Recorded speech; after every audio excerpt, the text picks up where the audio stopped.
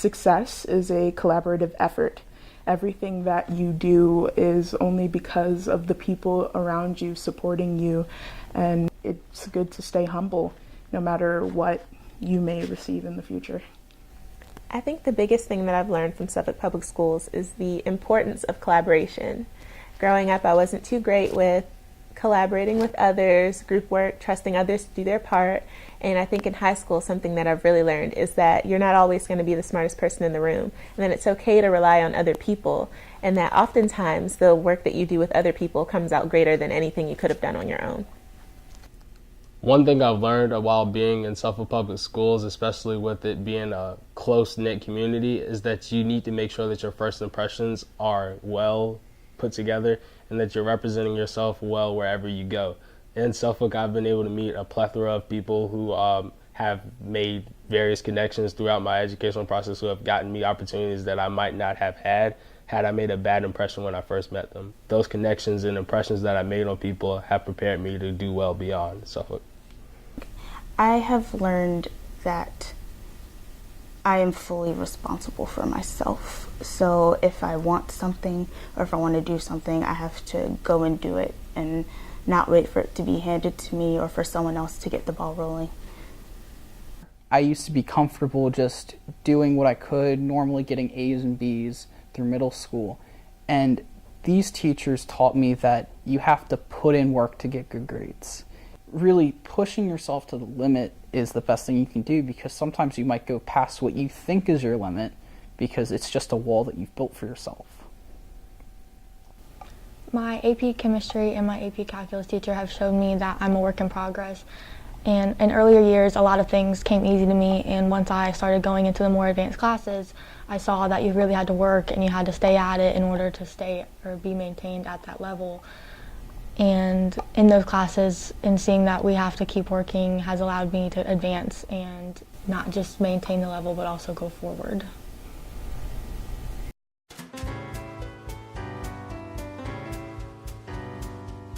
My proudest achievement has been becoming a Jefferson Scholar very recently. I have already seen such a big return with the community around the Jefferson Scholars, between their alumni and the mentors that I've gained and the friends I've made already. So I'm very excited to see in the future what this holds. I would have to say that my proudest achievement would probably be being awarded the Best Caller Award for clogging in 2014. I had a lot of trouble with dancing when I first started, and when I started calling, which is directing a routine from within the routine, I got a lot of criticism because I wasn't the greatest at it, because it was my first time doing it. And that experience almost made me want to quit dancing. But when we went to the competition and I was awarded Best Caller, all of those doubts that were telling me that I couldn't do it, I wasn't good at it, they all went away, because here I am getting an award for having the strongest voice on set, and it really made me think that I could do anything as long as I worked for it. My proudest achievements are making and earning a lot of college credits in high school, so I'm able to now graduate with my master's degree in 4 years.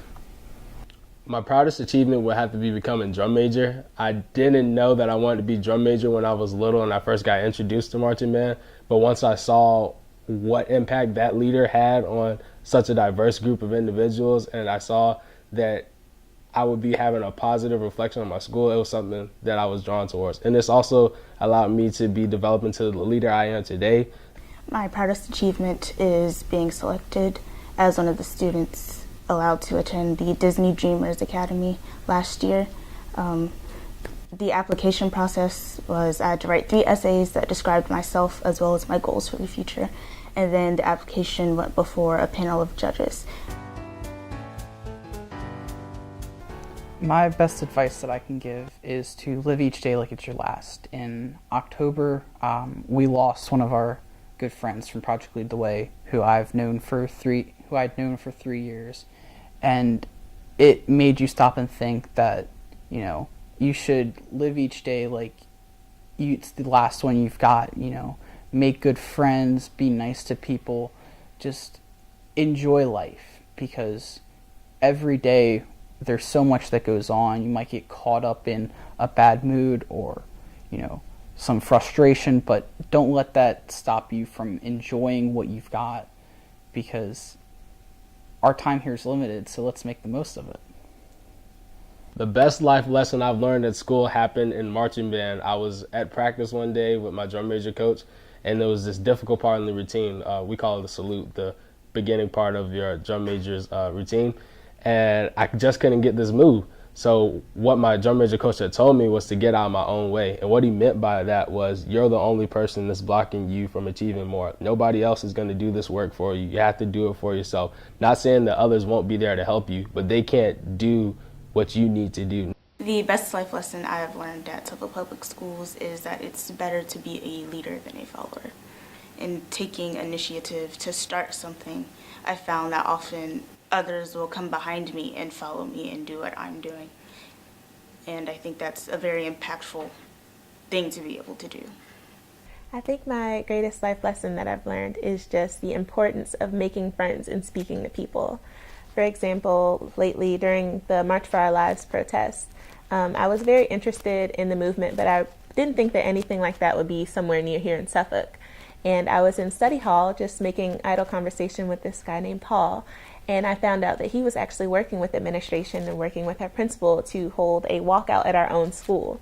So through knowing him, I was able to get more involved with the movement, and I was able to help him while he was contacting superintendents and contacting our mayor, making posters. It was just such an experience to be a part of, and I would have never been a part of it if I had kept my mouth shut and been to myself in the corner.